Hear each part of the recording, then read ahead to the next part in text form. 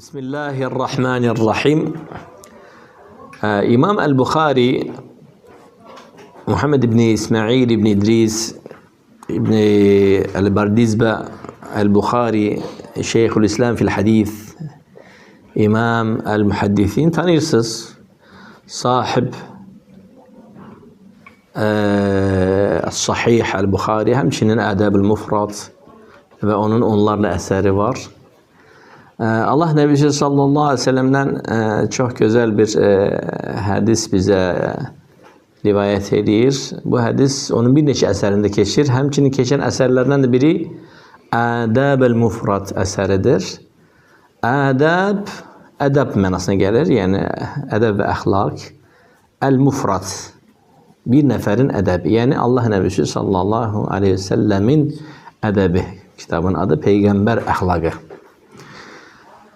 Ve bu hadiste Allah Nebisi sallallahu aleyhi ve sellem bir defa ashabına buyurur ki, beşikte iki neferden başka kimse dil açıp danışmamıştır.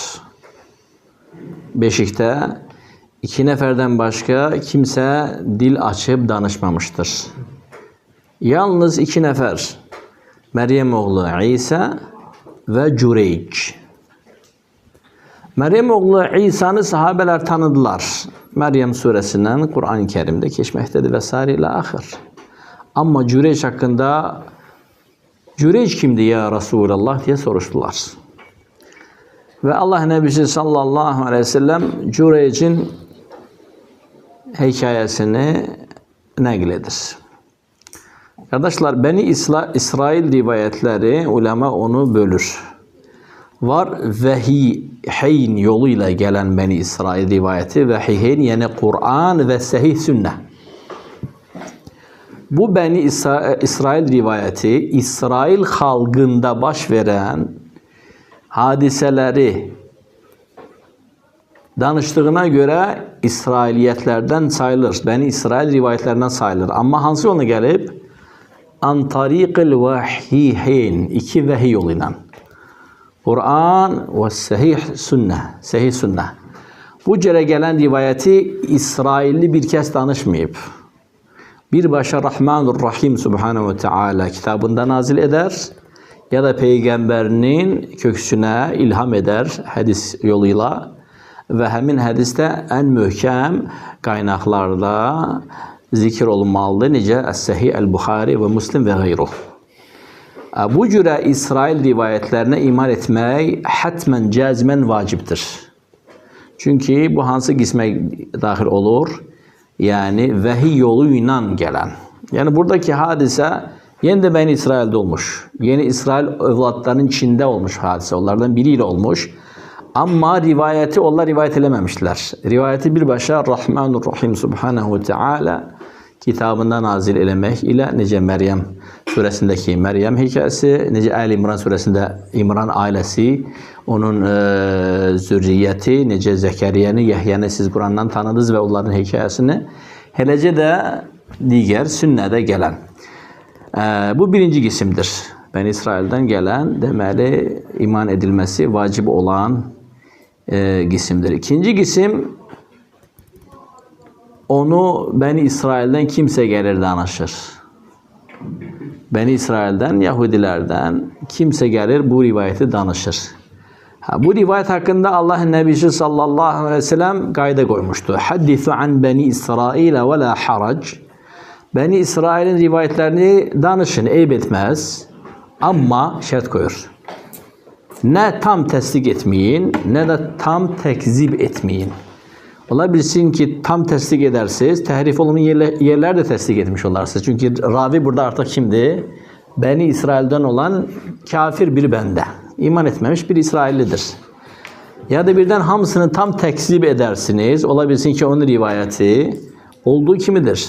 Tehrif olmadan size rivayet eləmişti. Tekzip edersiniz ve hardasa hakkı tekzip edersiniz. Ona göre haddisu an Beni İsrail. Beni İsrail rivayetlerini danışın. Eyb eləməz. La harac. Tam tekzip etmemek ve tam tasdik etmemek şartıyla. Sadece rivayet edirsen. Yani şart da nedir burada? Rivayetten mütedemelisin ki min İsrailiyet. Bu İsrailiyet rivayetlerindendir. Ama iki vahiy yoluna gələndə bu kəlməni istifadə etməyə ehtiyac yoxdur. Yəni bu İsrailiyət rivayətidir, ehtiyac yoxdur Quran-ı Kərim ayətləri və səhih mənbədə gələn. Hədisimizə qayıdırıq. Hədis deməli İmam Buxari rahimehullahın bir çox əsərlərində zikr olunur. Onlardan da bir Ədəb-el Mufradda gətirdiyi Cüreycin qıssası. Hədis necə başlayır? Allah Nəbisi sallallahu aleyhi ve sellem buyurur ki, beşikdə 2 nəfər yalnız dil açıb danışmışdı. Onlardan başqa kimsə dil açıb danışmamışdı. Onlardan biri Məryəm oğlu İsa, digəri Cüreyc. Məryəm oğlu İsa'ya gələndə sahabələr onu Qur'andan tanıdılar. Dedilər ki, Cüreyc haqqında, ya Resulullah, bəs Cüreyc kimdir? Və Allah Nəbisi sallallahu aleyhi ve sellem həmin bu hekayəni danışır. Cüreyc, Bəni İsraildə olan bir abid idi. Bu hansı dövrə düşür? Vallahu aləm, onların tövhid zamanına düşür. Hələm onların dini təhrifə məruz olmayan vaxta düşür. Onlar Bəni İsrail peyğəmbərlərin hansısa birinin dini üzərində idilər. Tövhid və həmin şəriət üzərində idilər.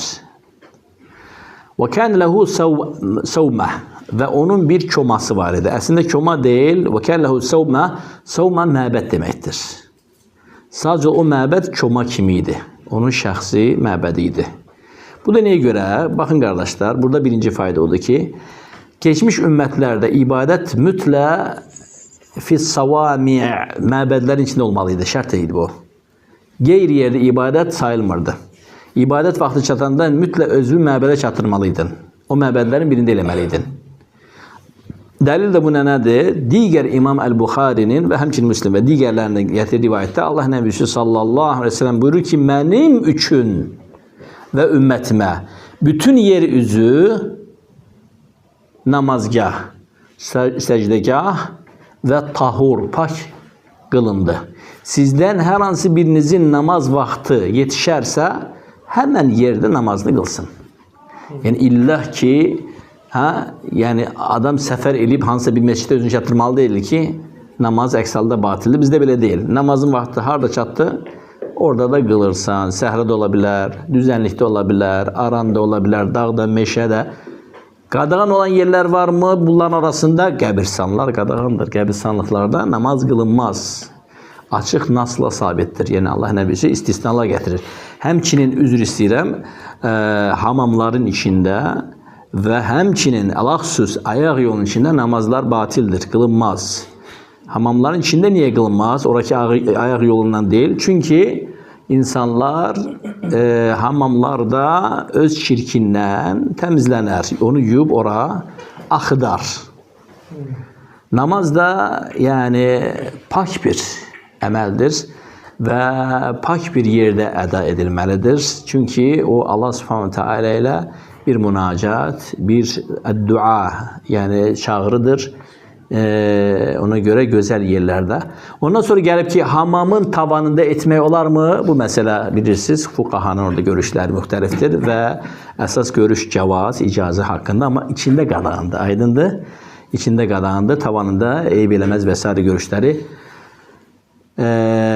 Keçək məqsədə, keçək hədisin mətləbinə. Deməli, Cüreycin bir məbədi var idi. Bu məbəd koma şəklində idi. Yəni, çox balaca idi. Bir insanın girib yalnız ibadət edəcəyi qədər idi.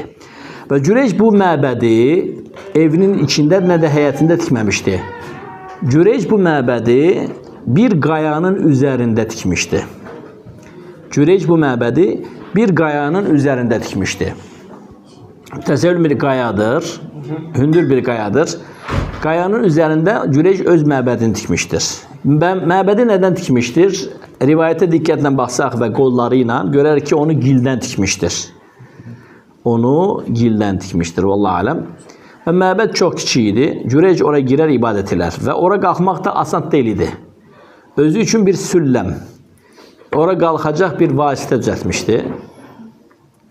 Nəsə bir nərdivan kimi. Və onun vasitəsilə ora qalxardı. Onun vasitəsilə ora qalxar və bütün günü orada ibadət edərdi. Cüreyc abid idi. O, ibadəti çox sevərdi. İbadət ona Rabbi tarafından o kadar sevdirilmişti ki demek olarak ki onun bütün hayatı orada ibadetle geçirdi. Seher, akşam, gece, gündüz. Ve Cüreycin de sınağı hemen yerde. Hemen ibtilası hemen yerde gelir. Bir defa Cüreycin anasının evladına ihtiyacı olur. Ve gelir məbədin altına Cüreyci çağırmağa. Bundan da önce Allah Nebisi sallallahu aleyhi ve sellem Cüreycin ibadetinin nece derin huşu ile olmasını vəsf edir. Biz nece vəsf edir? Qəribə bir. Deyir, orada bir naxırçı var idi. Naxırçı kimə deyilir? İnəkləri otarana deyilir. Çoban kimə deyilir? Qoyunları, quzuları otaran deyilir. Bir naxırçı vardı. Yine inəkləri otaran var idi. Gənc idi. Fasik birisiydi Bəni İsrail'dən. Və həmin naxırçı həmin o komanın, qayanın altındaki kölgədə kölgələnərdi. Adam inəkləri otarır, yorulanda gəlirdi həmin o məbədin altındaki kölgədə. Məbəd də hardadır? Təpənin üzərində, təpəcin üzərində. Həmin o kölgədə kölgələnərdi. Şəhərdən, Bəni İsrail'dən bir pozğun qadın ora gələr və naxırçı ilə əlaqəyə girərdi. Tamam. Ve Cüreycin sanki bundan haber olmurdu. Subhanallah. Təsəvvür edin. Günlerin bir günü həmin o Bəni İsrail'dən olan pozğun qadın hamilə qalır və sonra dünyaya uşaq gətirir. Və söhbət şişir. Qadın da sultana şikayət edir. Sultan da uşağın kimdən olmasını qadından tələb edir. Bu ərəfədə Cüreycin anası həmin məbədin yanına gəlir və övladını çağırır. Ya Cüreyc. Cüreyc namazın içində olur. Nafilə namazın içində olur. Anasının səsini çox aydın eşidir. Çünki məbəd çox tövündürdə tikilməyib. Anası da möhkəm, fəsarraxa, möhkəm səslə çağırır onu. Yəni sanki bağırır. Ya Cüreyc, möhkəm. Deyir ki, Cüreyc namazın içindəyəm. Fəqultu fi nəfsi. Deyir, öz-özümə dedim namazın içində, qəlbimdə. Ummi av salati. Anam yoxsa namaz? Hansını tərcih edeyim? Yəni namazdan çıxım mı? Buyur anacan, eşidirəm səni. Və onun ehtiyacını görüm. Yoxsa namazımı davam edeyim? Fəxtartu salati. Namazı tercih elədim. Yəni namazdan çıxmayacağım. Bu da nəyə göstərir? Bu da göstərir ki, Cüreyc abid olma abiddir, amma alim deyil. Faqih deyil. Çünki nədir? Nafilə namazdan çıxmaq ananın çağrısına görə vacibdir. Ananın çağrısına icabət eləmək və onun ehtiyacı üçün getmək vacib, nafilə namazı da nafilədir. Aydındır. Və Cüreyc burada vacibi tərk eləyir nafiləyə görə. Cüreyc nədir? Abiddir, alimdir. Bu da nəyə göstərir?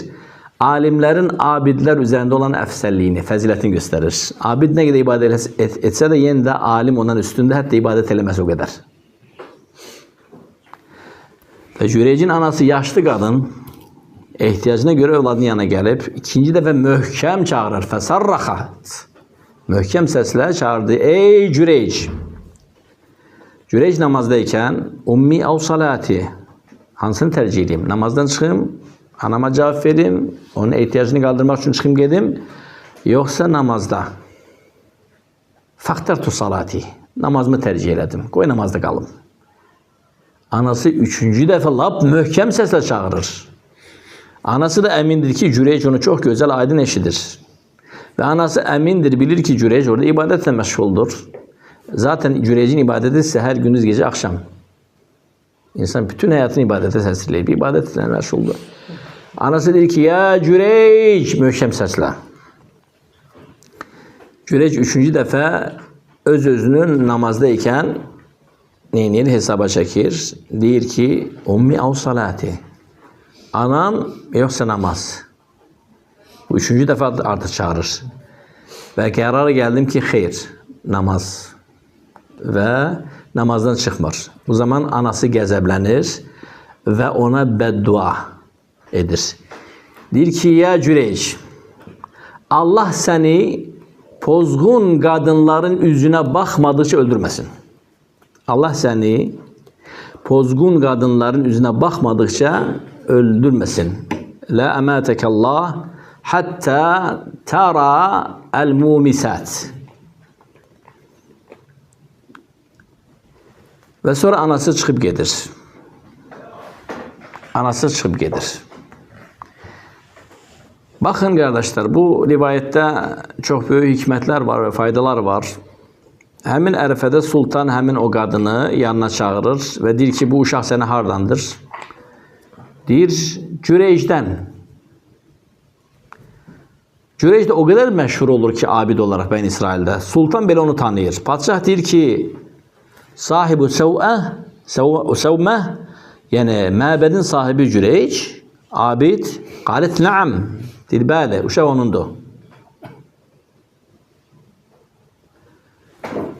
Padişah dəfələrlə təkid eləyir. Həmin o abid, o deyir, bəli. Kadın neyinir? Böhtan atır. Padişah ona inanır. Kadın sözüne inanır ve insanlara emr eləyir. İnsanlar da bu sözü eşidir ve Cüreyc onların gözünden düşür. Ve Cüreyc'e emr eləyirlər ki, onu getirsinler. Cüreyc'i qandalayırlar, zəncirləyirlər, məbədindən düşürürlər ve aparırlar məhkəməyə, meydana, sultanın yanına. Məbədini de doğruyurlar, tikə-tikə eləyirlər. Sındırırlar, işlə saxlamırlar. Cüreyci indi gətirirlər meydana və şəhər əhli toplanıb bu mənzərəyə. Padişah məhkəmə divan qurub və Cüreyci gətirirlər. Cüreyci gətirəndə Cüreyc başını qaldırıb insanlara baxanda aralarında bir pozğun kadın var. Onu şəxsən tanıyırdı. Məşhur idi o kadın. O kadının üzünü görür və təbəssüm eləyir. Belə soğuk bir təbəssüm eləyir. Və bunu padişaha çağırırlar ki, Cüreyc ora getiriləndə bir kadını gördü. Onun üzünə baxanda təbəssüm elədi. Cüreyci divana çağırdılar məhkəməyə. Padişah soruşur ki, Cüreyc, xəbərin var bu kadın sən haqqında nə iddia qaldırıb? Deyir, nə iddia qaldırıb? Deyir ki, onun uşağı dünyaya gəlib səndən. Cüreyc kadın yanına yaxınlaşır ki, doğrudan da sən bunu mənim haqqımda iddia qaldırmısan. Mənim səndən uşağım var. Kadın üzünə durur. Deyir, bəli. Sənin məndən uşağın olub, sən məndən əlaqəyə girmişsən, böhtan atır ona. Deyir, uşaq hardadır? Qalu fi hicriha. Dedilər, deyir, uşaq elə onun qucağındadır. Gətirib onu qadının qucağına verirlər uşağı. Cüreyc insanların içində gəlir, körpə təzə dünyaya gəlmiş uşağa, südəmər uşağa, deyir ki, mən əbuk, atan kimdir? Körpə uşaq dil açıb, deyir ki, naxırçı. Yani inəkləri otaran həmin o naxırçı. Bu möcüzəni padişah və Bəni İsrail görür. Subhanallah, təbii ki, bunlar üçün bu bir kəramət idi. Tamam. Körpə südəmər uşağın danışması və Cüreycə şahid olması, vəkil olması. O zaman padişah düşür və Cüreycdən üzr istəyir. Və digər rivayətə gəlib ki, Bəni İsrail də gəlir, Cüreyci başlayır, əllərini ona sürtüb təbərrük eləməyə. Cahillər, cahiliyə həmişə var. Başlayırlar əllərini ona sürtüb təbərrük eləməyə. Yəni bu insan müqəddəsdir, qıddis. Tamam. Hə. Padişah Cüreycə deyir ki, ey Cüreyc, biz sənin məbədini söktük, izin ver onu qızıldan tikək. Deyir, yox, qızıldan olmasın. Eləsə bəlkə gümüşdən, deyir, yox, gümüşdən də olmasın. O zaman neynək sən məbədin ilə? Buyurur ki, olduğu halına qaytarın. Olduğu halına qaytarın. Necə vardı, elə şəkildə də təzdən onu o şəkilə qaytarın. Və onun məbədini olduğu şəkilə qaytarırlar. Baxın, qardaşlar, burada bir neçə əhval var. Birinci əhval odur ki, ananın duası, bədduası, valideynin övladına etdiği bədduası müstəcəbdir. Zaten bu İmam el-Bukhari'nin diğer rivayetleriyle de tespit olmuştu ki hakikaten atanın evladına ettiği, üzerine ettiği bedduası bir rivayette ata ve bir rivayette valideyn kelimesi gelir. Müstecaptır. Həmçinin digər rivayətlər 3 dua müstəcəbdir, onlarda şək yoxdur buyurur Aleyhisselatü Vesselam. O rivayət də həmçinin Ədəb-ül Mufradda və İmam Buxaridə keçir yenə də. Cami-i Sahih əsərində də 3 dua müstəcəbdir. Lə şəkkə fihin. 3 dua müstəcəbdir, onlarda şək yoxdur, onlarda şək yoxdur, onlarda şək yoxdur. Hansı dualardır? El-Musafir, musafirin duası. El-Mazlum, məzlumun duası. Və bir də ki, valideynin övladın əleyhinə etdiyi duası. Yəni, valideynin övladın əleyhinə etdiyi duası. Burada nəyi göstərir? Birinci fayda odur ki, valideyn heç bir zaman övladın əleyhinə dua etmə. Çünki sənin duan övladın üzərinə, əleyhinə müstəcəbdir, ona şək yoxdur. Necə hədisdə gəlib ki, lə şəkkə fihin. Şək yoxdur. Sən övladına bəddua eləməklə əslində özünə bəddua eləmirsən. Çünki övlad səndəndir, sən övladdansan. O səndən bir parçadır, o sənin varisindir, sənin davamçındır. Onun adı batarsa sənin adın batır, o həlak olarsan sən həlak olar. Deməli, elə deyil. Həqiqətin elədir. Düzdürmü? Deyərsən ki, misal üçün dənizə gedən yerdə səni görüm qayıtmayasan. Yenə də ağlayan sən olacaqsan, yenə də zarayan sən olacaqsan, dənizdən qayıtmazsa. Güya ki, neynədin, özünü elədin də. Əleyhinə elədin. Yəni, bu duanı eləmə. Bu dua hər bir halda sən əleyhə istəyir. Düzdürmü? Və yaxud da ki, İraq olsun, onun ahirətinə bəddua eləyərsən, ahirətdə şəfaatçi əvəzinə necəsən, özünə düşmən qazanacaqsan. Bütün hallarda əleyhinədir, yəni. Övlad sənin sütunundur, yəni, sənin elə bir ki, davamçındır. Mədam ki, sənin duan onun əleyhinə şəksiz müstəcəbdir, elə sonra neynə? Xeyr duaya çevirir, sual çıxır. Birdən övladı məni qəzəbləndirdisə, həmin anda özünü toparla, hisslərini boğ və ona qəsdən xeyr dua elə. Qəsdən xeyr dua elə. Sufyan-ı Thawri kimi. Tamam. Həmçinin bəli? Sudeysin anası. Hə, yox, keçmişlərə qaydaq. Qədimdə tabin və ətbə tabinlərdən olub ki, övladı fasik olub, zalim olub, atasını qəzəbləndirib, atası da qalxıb ona xeyr dua edib əksinə. Və duası müstəcəb olub. Övlad zalim, atası məzlum, atasını qəzəbləndirib, atasını rüsva edib. Tamam? Atası qalxıb ona əllərini qaldırıb xeyr dua edib və duası müstəcəb olub. Və övladı o qədər salih olub ki, özünü ötüb. Və belə tarixdə çoxdur. Yəni, həmin an, Allah xüsus dəstəmaz alıb, 2 rəkat qıldınsa, bax, şeytan həmin an yaxınlaşacaq. Deyəcək ki, övladın əleyhinə bəddua elə. Qəsdən xeyr dua elə. Və sənin duan müstəcəbdir inşallah. Sənin duan müstəcəbdir. Həmçin buradakı faydalardan Cüreycin anasının duası müstəcəb oldu. Çünki o məzlum idi. Əslində Cüreyd namazı kəsib, ona icabət etməli və onun çağrısına cavab verməli və qalxıb gedib onun ehtiyacını görməli idi. Bu etibarla onun duası müstəcəb oldu. Eyni zamanda burada bir fayda var. İnnallahu yudafi'u anillezine amenu ayəti öz sözünü göstərdi. Şübhəsiz ki, Allah iman edənləri müdafiə edir, qoruyur. Cüreyc iman əhlidir, salihdir, Allahın dostudur. Baxma ki, Allah Subhanahu sözü dəyişilməz. Valideynin, məzlum valideynin duası övlad üzərində müstəcəbdir. Allah Teala yenə də öz övliyalarını yekun olaraq qorudu. Cüreycin məbədi sındırıldı. Cüreyc rüsvay oldu, rəzil oldu. Məhkəməyə sürüdülərək gətirildi, qandallanmış, zəncirlənmiş. Hətta yolda pozğun qadınları belə ona baxan, gülən gördü, o da onlara baxıb təbəssüm elədi. Padişah ondan soruşur, rivayətin sonuna baxın.